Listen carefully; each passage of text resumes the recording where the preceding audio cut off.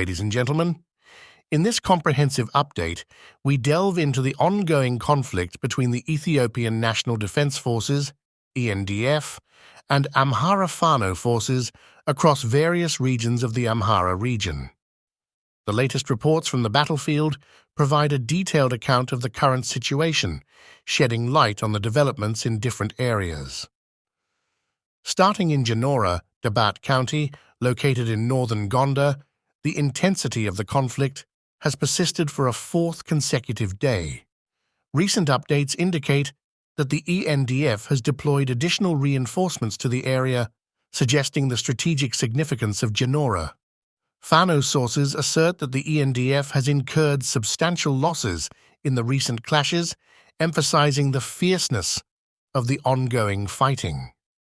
Transitioning to the city of Wareta, the Ethiopian army, reportedly debilitated by heavy losses across various fronts, appears to be resorting to more aggressive tactics, including the deployment of heavy weaponry. The consequence is a surge in intense fighting, notably in residential areas. Regrettably, multiple reports are now streaming in, highlighting the harrowing toll on civilians, both in terms of lives lost and significant property damage. This emphasizes the severe humanitarian impact of the conflict on the local populace. In the region of Chemba, specifically northern Achafar in western Gojam, the ENDF's persistent attempts to assert control over the town have encountered formidable resistance from resilient Fano forces. The Fano soldiers claim to have successfully maintained their positions within the town, underscoring the challenges faced by the ENDF in securing a stronghold in this particular region.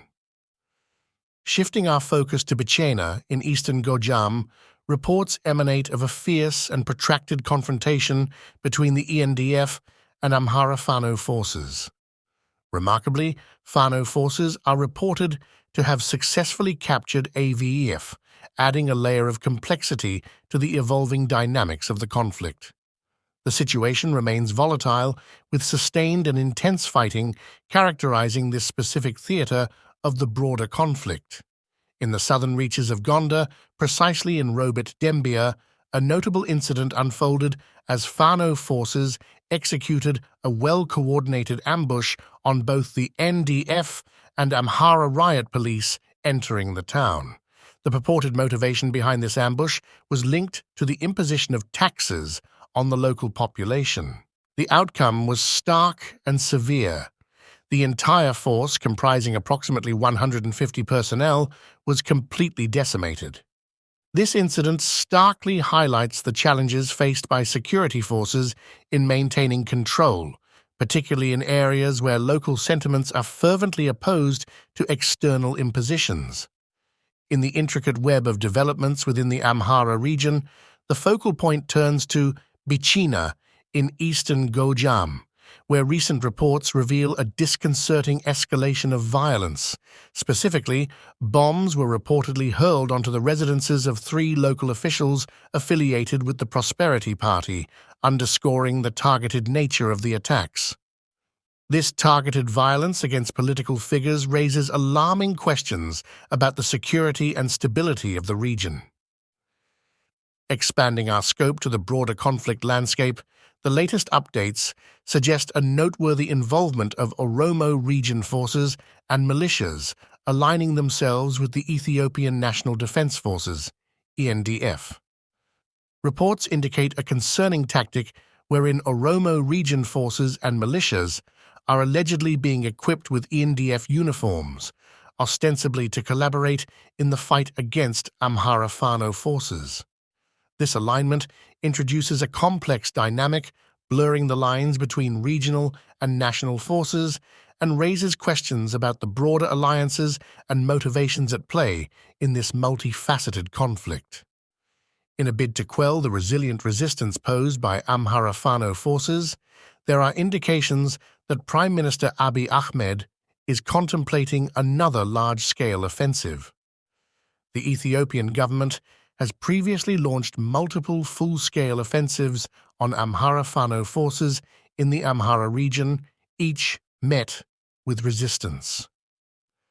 Despite these efforts, Fano forces appear to be not only holding their ground, but also expanding their territories, adding a layer of complexity to the overarching dynamics of the conflict. A significant development on the political front unfolds with reports suggesting that the Ethiopian government is gearing up to subject Welkayit to a referendum.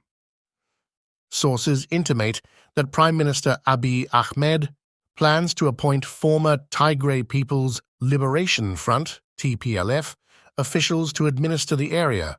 However, this move is met with resistance from the Welkayit Committee, which warns of the potential for conflict should such a transition occur.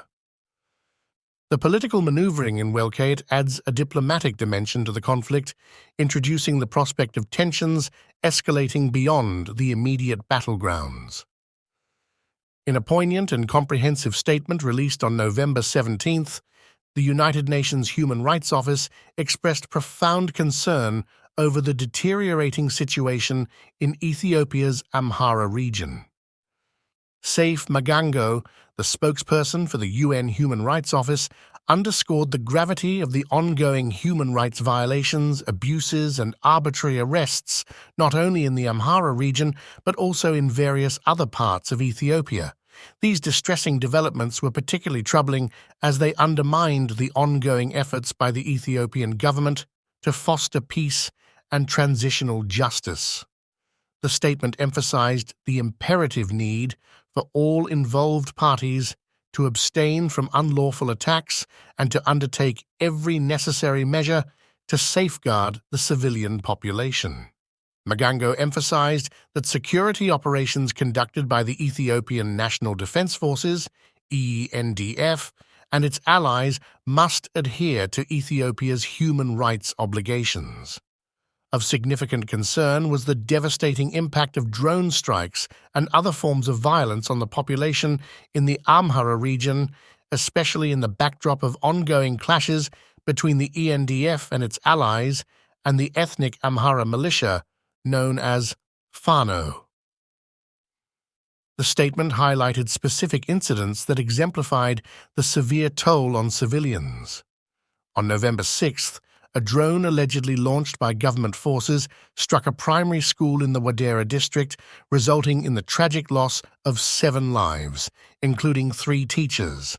Reports indicated that Fano militias had occupied parts of the campus during this attack. Further instances of drone attacks were detailed, including one on a bus station in Waba town on November 9th, claiming the lives of 13 individuals waiting to board a bus. Notably, Fano militias were reportedly active in the area, engaging in attacks on ENDF camps in Debre Marcos and other smaller towns in the East and West Gojam zones when the drones struck. The UN Human Rights Office asserted that such attacks amounted to arbitrary deprivation of life under international human rights law. Additional incidents were highlighted to underscore the widespread impact of the conflict on civilian populations. On November 4th, 6 people were killed and 14 others injured when government forces shelled residential areas in Chwahit town in the central Gondar zone.